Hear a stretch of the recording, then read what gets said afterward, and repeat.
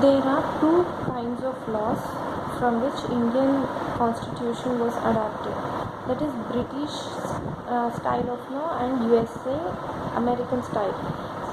British laid emphasis on parliamentary sovereignty. So the parliament was the supreme one, parliamentary sovereignty, and it had the procedure established by law, whereas USA had constitutional supremacy and it follows the due process of the law. What is the difference between procedure established by law and the due process of law? The procedure established by law is used directly in the Indian Constitution. Due process of law has much wider significance, but it is not explicitly mentioned in the Indian Constitution. The due process doctrine is followed in United States of America, and Indian constitutional framers purposefully left that out.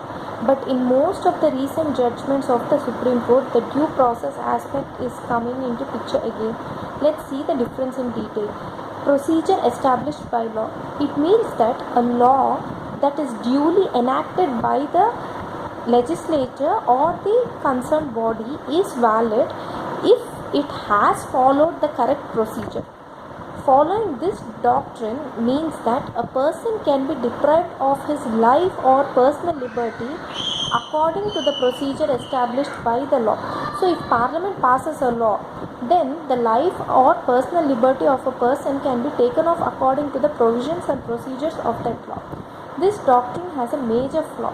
What is it? It does not seek whether the laws made by the Parliament is fair or just and not arbitrary.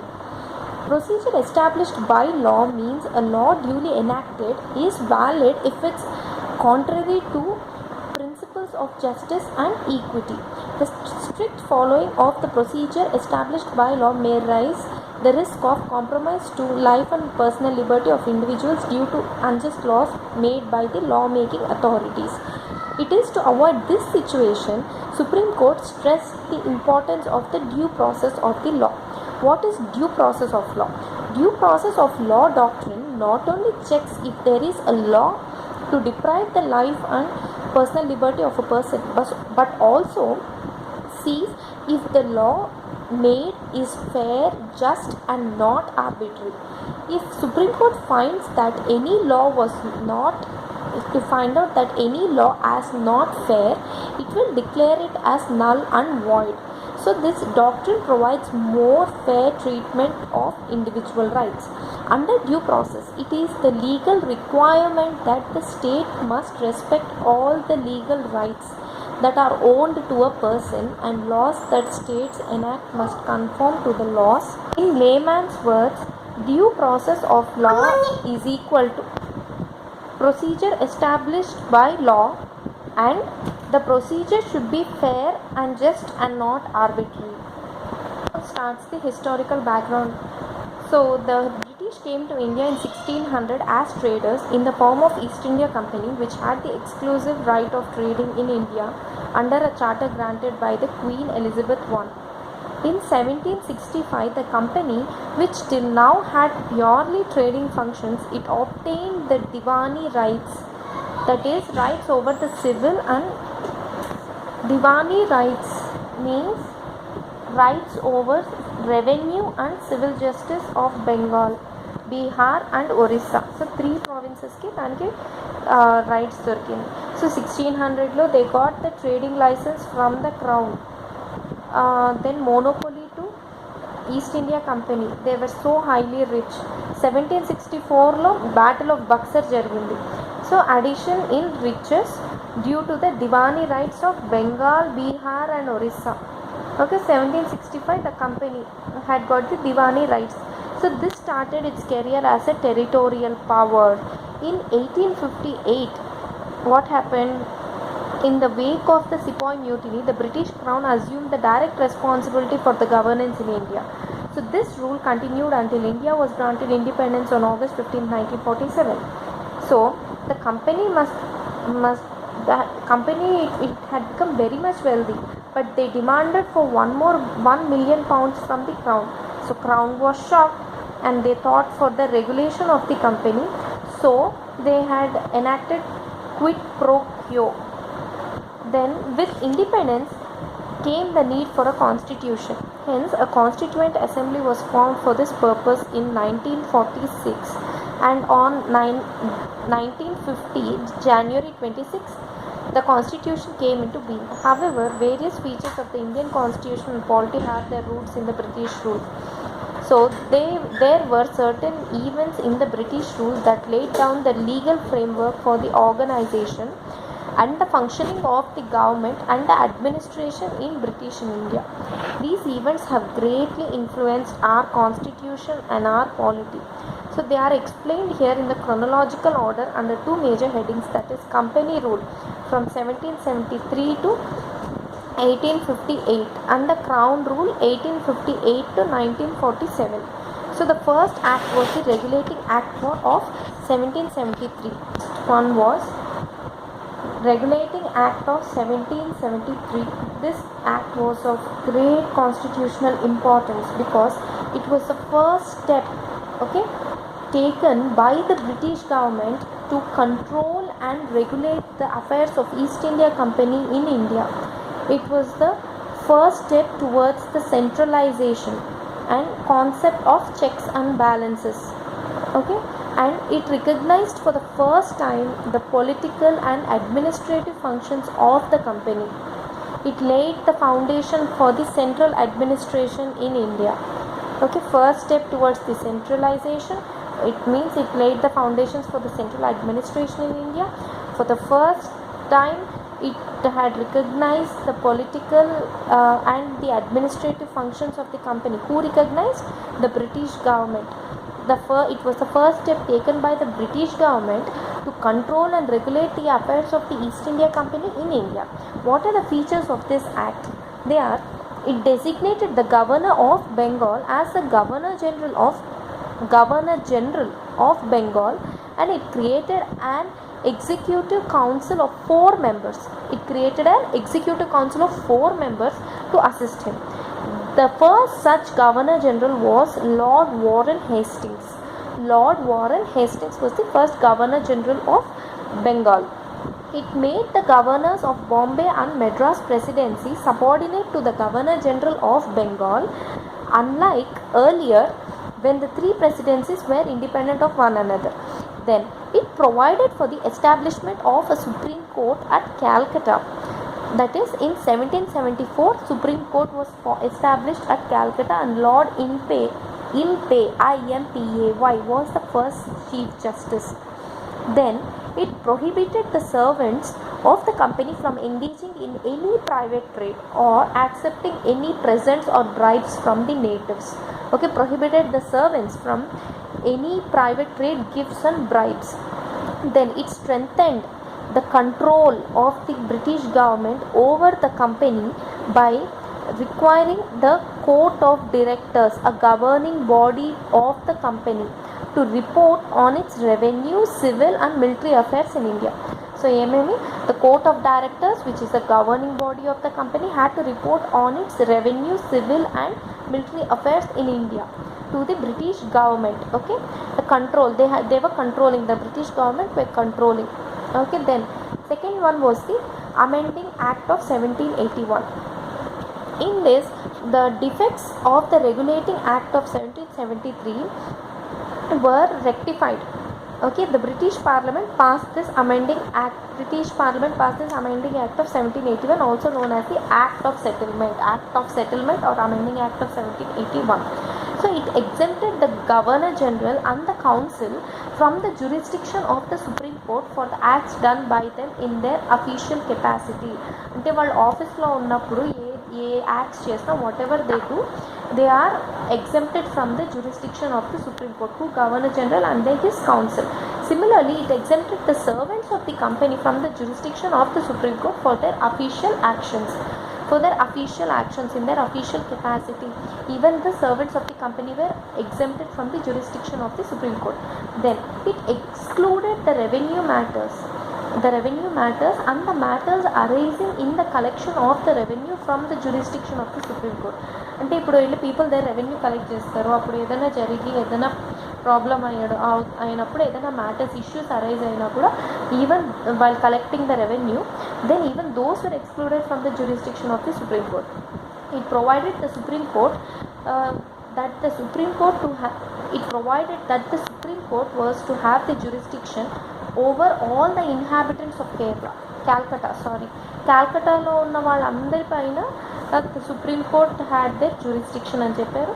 So it also required the court to administer the personal law of the defendants. That is, Hindus were personal law of the defendants. Hindus were tried according to the Hindu law and the Muslims were tried according to the Muhammadan law. So it laid down the appeals from the provincial courts could be taken to the Governor General in Council and not to the Supreme Court. ఇప్పుడు provincial courts అంటే Bombay and Madras provincial courts ఉన్నాయి కదా, ఆ provincial courts నుంచి ఏదైనా appeals వస్తే for the higher courts it will not be taken to the Supreme Court అని చెప్పారు. It will be taken to the Governor General in Council. So it empowered the Governor General in Council to frame the regulations for the provincial courts and their councils. Provincial courts ki, provincial councils ki kuda who are going to frame the regulations? The Governor General in Council are going to frame regulations for the provincial courts and their councils. Then Pitt's India Act of 1784. The next important act was the Pitt's India Act of 1784. The features of this act are as follows. It distinguished between the commercial and political functions of the company. It allowed the court of directors to manage the commercial functions but created a new body called as Board of Control to manage the political affairs. So thus it established a system of double government. Double government was established. The double government system was established through the Pitt's India Act of 1784. It started the functions of the commercial and political functions were distinguished. Commercial functions were done by the court of directors and the political functions were supervised by the board of directors, board of control. Court of directors saw the commercial functions, board of control saw the political functions. It empowered the board of control to supervise and direct all the operations of the civil, military and the collection of the revenues of the British possessions in India. So British possessions of India loni civil, military and revenue matters ever supervise చేస్తున్నారు, control చేస్తున్నారు, board of control. So thus the act was significant for two reasons. First thing, the company's territories in India were for the first time called as the British possessions in India, and second, the British government was given the supreme control over the company's affairs and its administration in India. So British government అనేది British government కి supreme control ఇచ్చేసారు over the company's affairs and its administration in India. So these are the two reasons. First thing, British possession, the company's territories were called British possessions and British government was given the supreme control over the company's affairs in India. Act of 1786, Lord Cornwallis was appointed as the Governor General of Bengal and he placed two demands to accept that post. So he should be given the power to override the decisions of his council in special cases. ఏదైనా special కేసెస్లో అతని council తీసుకున్న డెసిషన్స్ని override చేసే special power అతనికి ఉండాలని అడిగారు. So that was granted. He would also be given a commander in chief. Okay, and this act was enacted to make possible both the provisions. Then comes the Charter Acts. The Charter Acts of 1793 was the first one. Charter Act of 1793. The features of this act were as follows. It extended the overriding power given to Lord Cornwallis over his council to all the future Governor Generals and the governors of the presidencies. So presidencies kunna governors, Governor General of the Bengal, వీళ్ళందరికీ ఆ overriding power over their council, the overriding power on their council was extended. That was the first important point. It gave the Governor General more powers and control over the governments of the subordinate presidencies of Bombay and Madras. So the Governor General of Bengal he had more powers and he had more control over the governments of the subordinate presidencies of Bombay and Madras. Then it extended the trade monopoly of the company, of the East India Company in India. Trade monopoly of East India Company in India was extended for another period of 20 years. It provided that the commander-in-chief was not to be a member of the Governor General's Council unless he was appointed. ఈ act of 1786లో ఎవరైతే commander in చీఫ్ని అడిగాడు lord Cornwallis, అతను governor general అతన్ని కౌన్సిల్కి executive కౌన్సిల్కి appoint చేసుకుంటే తప్ప he cannot be a member of the council అని చెప్పాడు. So it laid down that the members of the board of control and their staff were paid their salaries out of the Indian revenues. ఇండియాలో revenues collect చేసుకునే వాళ్ళు east India company వాళ్ళు ఆ company వాళ్ళు collect చేసే revenues నుంచి the members of the board of control and their staff were paid their salaries.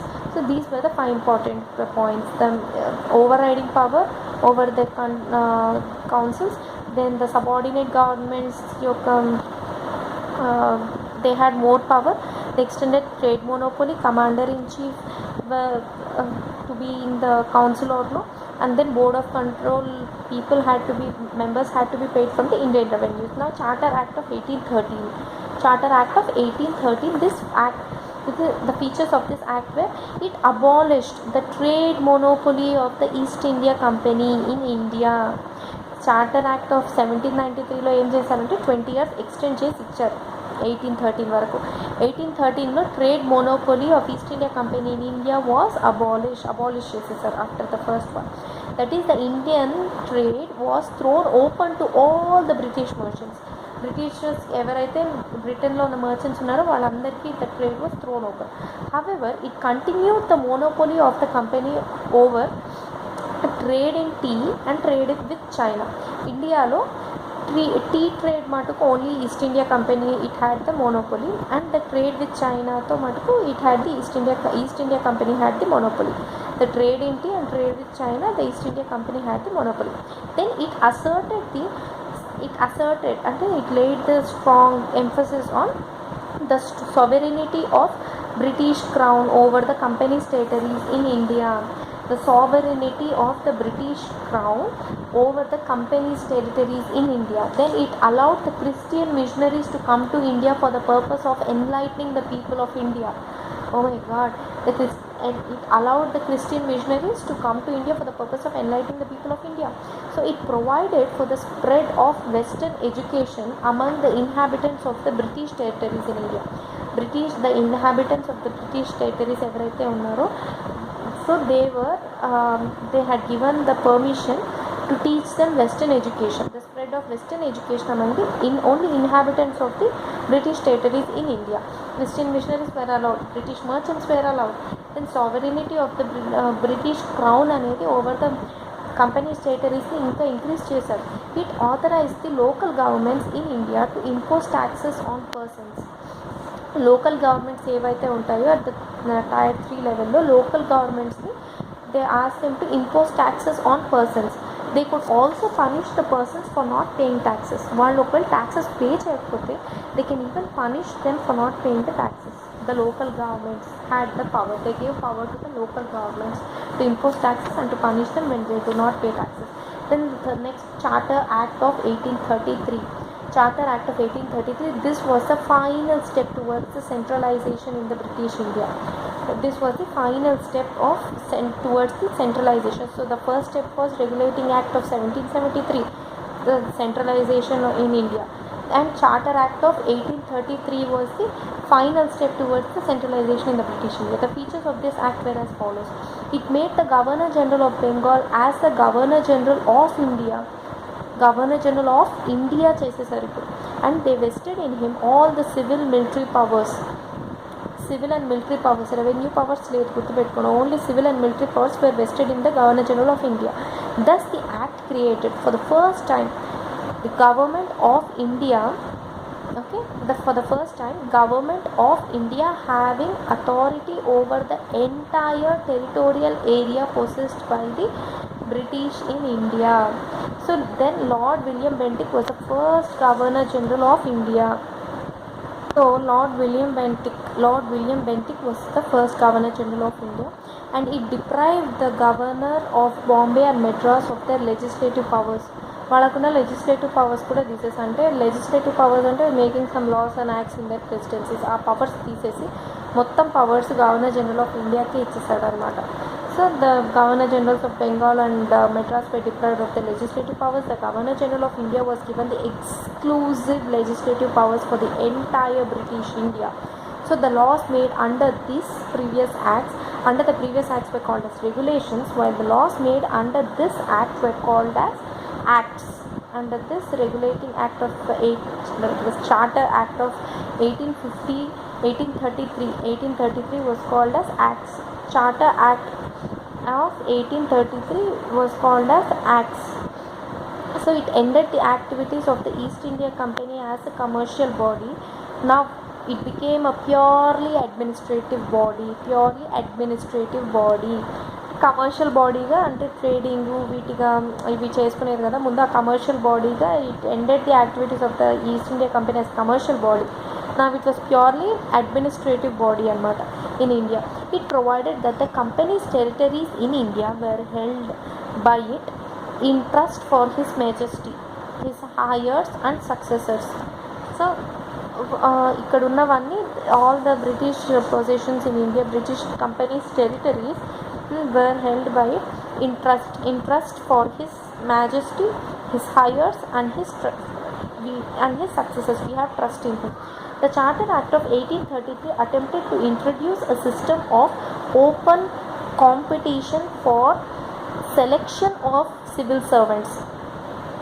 So they attempted to introduce an open competition పెట్టాలనుకున్నారు for దేనికి open competition దేనికి పెట్టాలనుకున్నారు selection of the civil servants, and stated that the Indian should not be debarred from holding any place or office and employment under the company. But however, this provision was negated by the Court of Directors. They had an opposition from the Court of Directors, so it was not it doesn't come into existence. Then Law Commission was constituted under Charter Act of 1833. The law member was added as a member of Governor General's Council.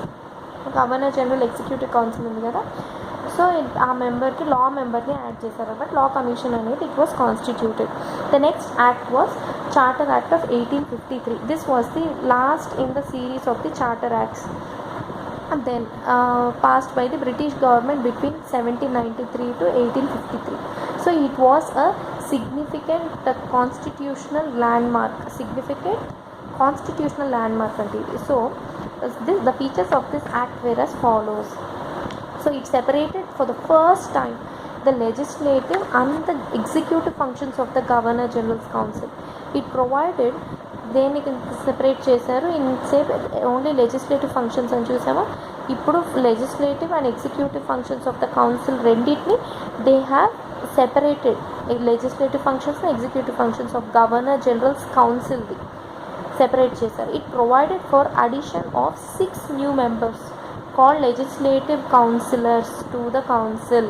ఎవరు వాళ్ళు? 6 new members. వాళ్ళ పేర్లు ఏంటి? 6 new members పేర్లు legislative councillors. ఇంతకుముందు ఉన్న council అయితే executive council, ఇప్పుడు లెజిస్లేటివ్ కౌన్సిల్ ఫామ్ చేసి లెజిస్లేటివ్ కౌన్సిలర్స్ అని 6 members యాడ్ చేశారు to the council, to the governor general's council. So now executive and legislative functions were separated. In other words, it established a separate Governor General's Legislative Council, which came to be known as the Indian Central Legislative Council. Indian Legislative Council, ILC, Indian Legislative Council or Central Legislative Council. So this legislative wing of the council functioned as a mini parliament. Already బ్రిటన్లో parliament ఉన్న this legislative Indian legislative council అనేది this legislative wing it functioned as a mini parliament, adopting the same procedures as the British Parliament. Thus, legislation for the first time it was treated as a separate special function of the government. This legislation అంటే laws చేయడం, it was treated as the for the first time it was treated as the special function of the government, requiring special machinery and special process. So ఈ legislation అనేది for the first time it was treated as the special function of the government requiring special machinery and special process. So it second thing, important thing, it introduced the open competition system for the selection and recruitment of the civil servants. ఇంతకు ముందు try చేశారు 1833లో, it didn't happen, but ఇక్కడైతే they introduced the open system for the competition system for the selection and recruitment of the civil servants. Okay, the covenanted civil service was thus thrown open to the Indians also. The covenanted civil service, accordingly the Macaulay committee was appointed in 1854. He was the Macaulay's committee was the committee on Indian civil services. Macaulay's committee was appointed in 1854, the committee for the Indian civil services. It extended the company's rule and allowed it to retain the possessions of Indian territories on trust for the British crown. Okay, but it did not specify any particular period. Inka meeru you can carry on administrating the Indian territories అని చెప్పారు కానీ under the crown, but it on the trust of the British క్రౌన్లో you can do it, but they did specify a specific period, ఇంకా ఎన్ని years you can have the administrative functions అని, but it did not specify particular period unlike the previous charters. This was a clear indication that the company's rule could be terminated at any time the parliament liked. Okay, this is an important thing. It introduced for the first time local representation in the Indian Legislative Council. Of the 6 new legislative members of the Governor General's Council, 4 members were appointed by the local, that is provincial governments of Madras, Bombay, Bengal and Agra. For the first time ఏం చేశారు, local representation in the legislative council. ఇంతవరకు ఏం చేస్తూ వచ్చారు, వాళ్ళ కింద ఉన్న వాళ్ళే డిసైడ్ చేసేవాళ్ళు. The provincial or the local governments had to just follow them అనమాట. But for the first time ఏం చేశారు, 1853 చార్టర్ యాక్ట్లో even they gave representation for the local provincial councils. Local provincial గవర్నమెంట్స్లో ఉన్న వాళ్ళకి మెంబర్స్కి అక్కడ గవర్నర్ జనరల్స్ కౌన్సిల్లో they gave their place representation. Okay, out of the 6 new legislative members of the Governor General's Councils, 4 members were appointed from the local provincial governments of Madras, Bombay, Bengal and Agra. And the court of directors, they were reduced from 24 members ఉన్నారంటే ఇంతకు ముందు court of directors వాళ్ళని 24 నుంచి they have reduced them to 18 members. Okay, and the non-official local representation also was allowed, and the power of the East India Company was finished. This was the last charter act. From here the crown rule starts.